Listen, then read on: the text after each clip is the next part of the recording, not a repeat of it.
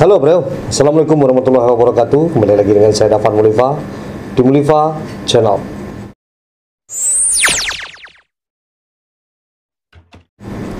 Kali ini saya akan berbicara tentang kecerdasan orang-orang Minang. Dari mana asalnya?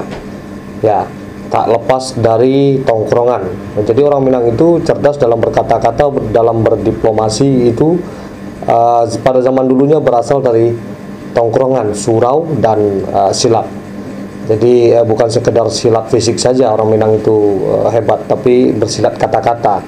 Nah, tongkrongan yang saya maksudkan itu adalah ketika pemuda-pemuda yang ada di Minang itu nongkrong di sebuah lapau atau di palanta. Nah, lahirnya kecerdasan diplomasi orang Minang terdahulu, yang negarawan-negarawan terdahulu sampai sekarang tetap masih eksis, tetap masih ada. Nah, itu berasal dari tongkrongan. Nah, di dalam lapau itu mereka banyak membicarakan hal-hal yang positif, seperti dari mulai berniaga, cara bertukar pikiran, dan cara pergaulan dan lain-lain. Nah, secara lengkapnya mari kita bercerita lebih panjang dan lebar, dinarasikan oleh seperti biasa bidadari. Oke, jangan lupa sebelumnya di subscribe dulu, di like, di komen. Mari kita selalu bangun channel kita ini. Semoga saya bisa terus tetap eksis, menyampaikan hal-hal sejarah seputar Minangkabau dan lain-lain yang bersangkutan dengan Minangkabau. Yang tidak setuju dengan apa yang saya sampaikan ini, boleh silakan tidak menonton, sebab kita tidak pernah memaksa untuk orang menonton. Nah, yang penting tetap jaga persatuan. Ini dia bagaimana lahirnya diplomasi orang-orang cerdas yang ada di Minangkabau. Sederetan nama diplomat asal Minang mewarnai pergulatan sejarah awal pendirian Republik ini. Sebut saja nama besar seperti Agus Salim, Muhammad Hatta, Sultan Syahrir. Tokoh ini mewarnai bentangan sejarah diplomasi Indonesia di kancah internasional. Bukanlah suatu kebetulan jika nama-nama besar tersebut lahir dari etnis yang sama. Sulit menafikan peran orang-orang Minang dalam mengukuhkan kedaulatan secara kebangsaan dan juga pengakuan internasional. Kecakapan berbicara, taktik, dan trik bukan bersenjatakan bedil, tapi kata adalah kunci di dunia diplomasi. Budayawan Minangkabau Musra Dahrizal mengatakan kepiawaian orang Minang dalam mengolah kata-kata bermula dari surau. Di sana pidato adat diajarkan selain mengaji dan bersilat tentunya. Mula-mula secari kertas diberikan ke masing-masing pembelajar, lalu mereka disuruh menghafal dan selanjutnya diberi kesempatan unjuk gigi dalam diskursus adat dan dialektika isu traktual terkadang.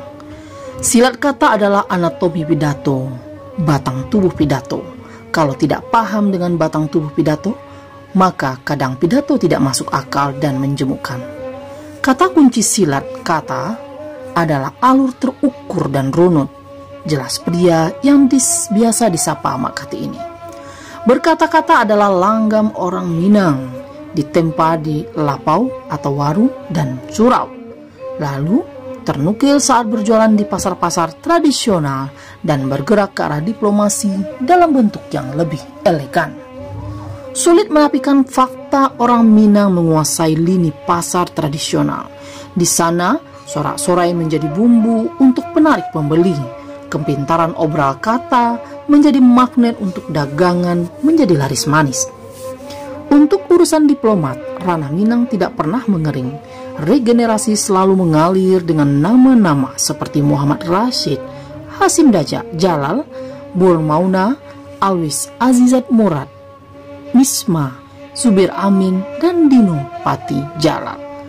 Hasim Jalal misalnya, ia gigih menyuarakan dan mempertahankan deklarasi Juanda di pentas internasional, sehingga luas Indonesia yang semula 2 juta kilometer persegi menjadi 5,8 juta kilometer persegi dengan pulau-pulau menjadi suatu yang utuh.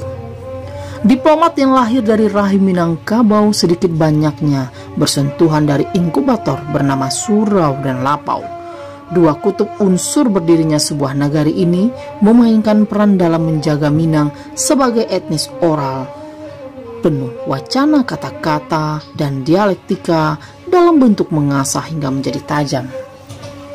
Silat kata berbeda dengan silat lidah dalam makna yang lebih spesifik. Silat kata memiliki makna positif, dipakai oleh nenek mama atau pimpinan kaum atau suku dalam dialog adat atau retorika di hadapan kaumnya dan bertutur kekemenakan.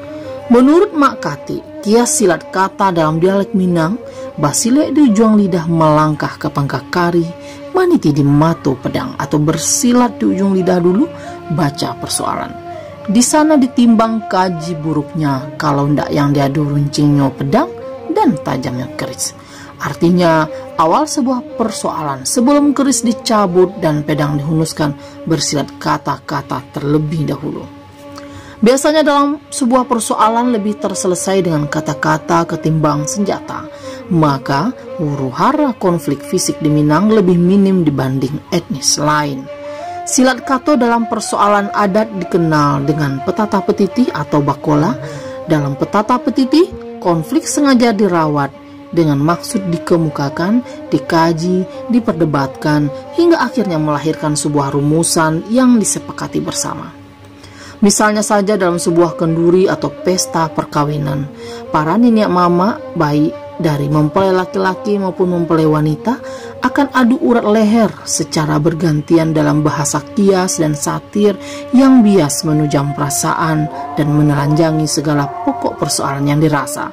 Alhasil, debat dalam tatanan silat kata menjadi olah lidah dan mulut yang bisa dikatakan lebih tajam dibanding belati sekalipun. Kebiasaan-kebiasaan ini juga terpatri di lapau atau kedai kopi. Di sini, suatu istilah yang dinamakan silat lidah mendapat tempatnya. Dialektika tak beraturan tanpa moderator yang terlegitimasi, termanifestasi dalam riak-riak debat kusir yang ujung pangkal yang pasti. Silat lidah di lapau mengunyah beragam isu dan persoalan, lalu dimuntahkan dalam riak-riak kata seperti debat kusir. Mereka berebut bicara dari perspektif adat, ekonomi, agama, politik, sosial, yang terkadang dengan bahasa-bahasa yang kerap dipakai oleh praktisi sekalipun. Tak mengherankan bila cerita berkembang dan terhipnotis dalam ruang yang lebih luas seperti berkeliling dunia. Cerita di sudut pedalaman Padang Pariaman tiba-tiba juga membicarakan perompak di Somalia. Bukan hanya gosip seputar kampung, tapi juga menjadi khasanah mencari pekerja untuk ke sawah, bertukang, atau yang bisa memanjat kelapa esok hari. Semua terakumulasi dalam bahasa tutur yang tidak jarang satir dan mengiris-ngiris perasaan. Silat lidah juga berkecamuk saat memainkan batu domino, kartu remi, dan bakwa. Sekali-kali penjaga lapau juga terseret atau meleburkan diri dalam arus debat. Retorika orang Minang, Nasruddin Ansori dan Junaidi Cakrawardaya dalam buku Jejak Dokter Pejuang dan Pelopor Kebangkitan Nasional terbitan 2008 pernah menyinggung budaya Minang yang melahirkan tradisi petata petiti umumnya tidak hanya bernilai seni retorika, tetapi juga latihan berpikir dan pengakumulasian pengetahuan lokal yang unik. Sebab itu di Minang, mulut dan lidah menjadi amat berharga, tidak hanya berfungsi sekedar indera pengecap selera masakan yang membuat berkembangnya aneka makanan khas Minang, melainkan lebih luas lagi, yaitu sebagai sebuah lembaga pemikiran. Di lapau, hampir semua bidang, mulai dari sosial, agama, politik, ekonomi, menjadi tema-tema yang dipecahkan dalam frame berpikir yang berbeda-beda dalam konteks intelektualitas. Kebiasaan duduk di lapau seringkali dicap buruk betul bila dinilai intensitas yang teramat sering. Seorang petani di kampung-kampung kadang menghabiskan sepertiga hari untuk duduk di lapau.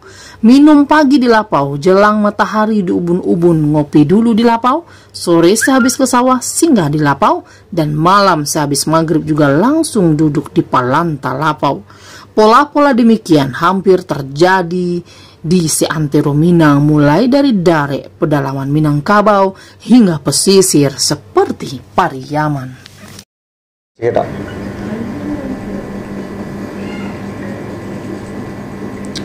Oke, seperti itu ceritanya. Jadi banyak sekali orang-orang cerdas, sampai sekarang pun masih banyak.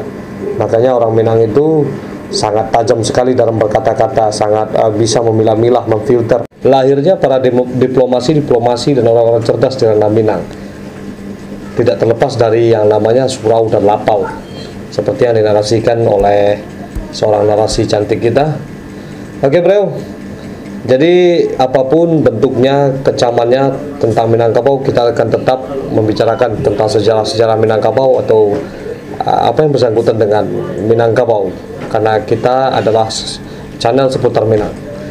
Cuma satu kata saya seperti biasanya, majulah Minangkabau, majulah Indonesia, selalu di Muliva Channel. Assalamualaikum warahmatullahi wabarakatuh.